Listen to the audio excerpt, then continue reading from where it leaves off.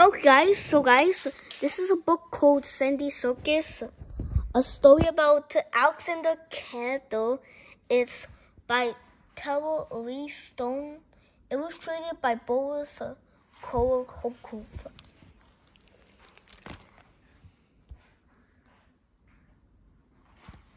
Okay guys, this is Sandy Circus, a story about Alexander Calder. And remember, it's by Tanya Lee Stone, illustrated by Brois Kulikov.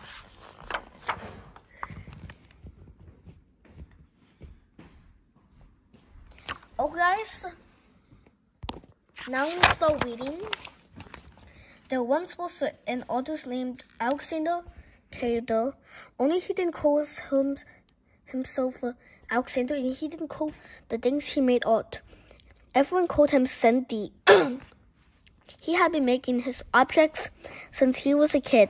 Sandy's mother was a painter. His father was a sculptor.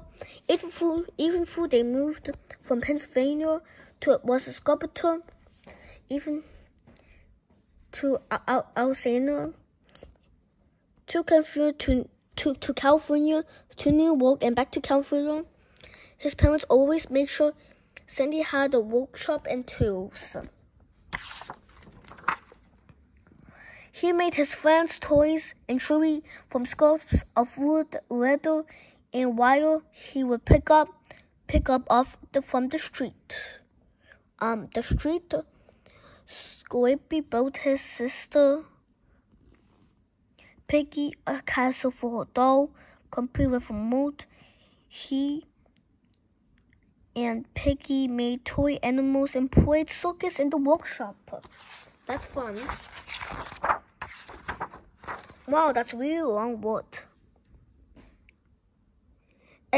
Even though Sandy loved creating things, he didn't always want to be an artist. He went to college and learned some about making things. By studying to be an engineer, Sandy had different jobs, but never really liked any of them.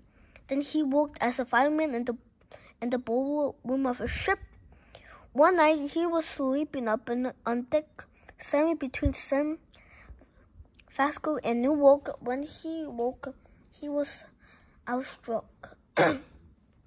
On one side of the ship was a fiery red sunrise. On the other, the full moon shone like a silver coin.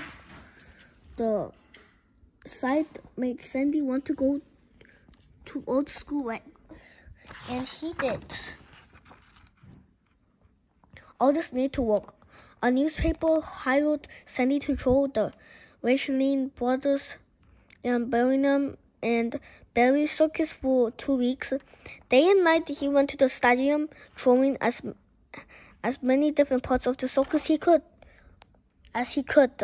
He loved sketching the elephants, the flying trapeze, the lion tamil, and the dancers. Sandy sat in different parts of the theater to see from high down, low off to the side.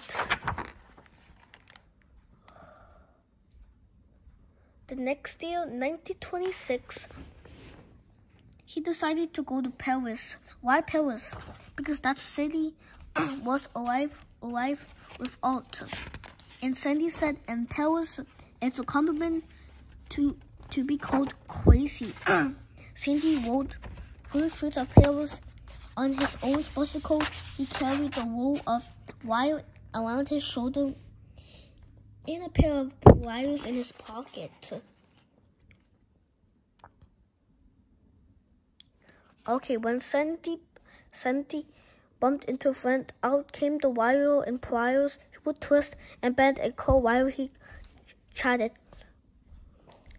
And before they said adieu, Sandy would give his friend a gift for love.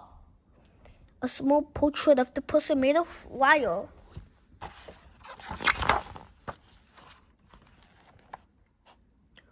One day, Sandy made a little wire lion. He built a colorful cage for the lion. Of course, since the lion was a wild animal and needed a tamer, so Sandy made him too. Then he made high wire walkers and high wire for them to walk on, and a safety net in case they should fall, and a flying trapeze and a wedge stage.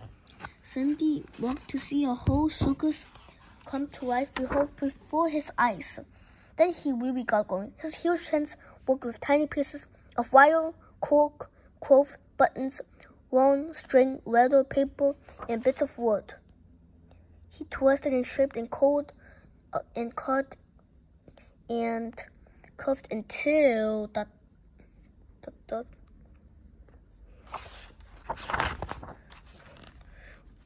Sandy was ready to put on a big top circus show. His circus filled with 2 suitcases. Quick, Sandy set up to the stage with his animals, and quick, Sandy set up the stage with his animals and performers wherever and whenever he could.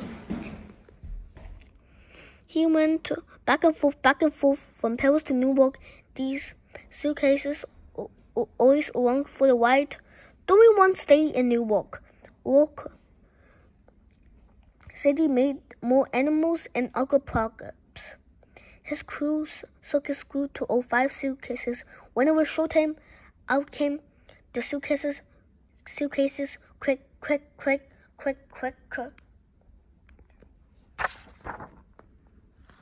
Oh my God. A friend wound up the gramophone to start the music. Sandy boomed a greeting to his audience in the voice of his violin master, Marissa Laurel, assuming the performance was about to begin. On his knees, the bell of a man worked the springs and strings and levels of his graphic creations, making them leap, run, and dance. Hear the whistle blow, horns blare. See the flying floorboards flip. The lion roars, the lion tamer tames. See the spark touching the bow from nose to nose. Because the strong man bends to his toes and raises a high bearable high above his head, showing off of his beloved bearded lady. Horses grow up, birds flutter, dogs dance on roly-tory legs.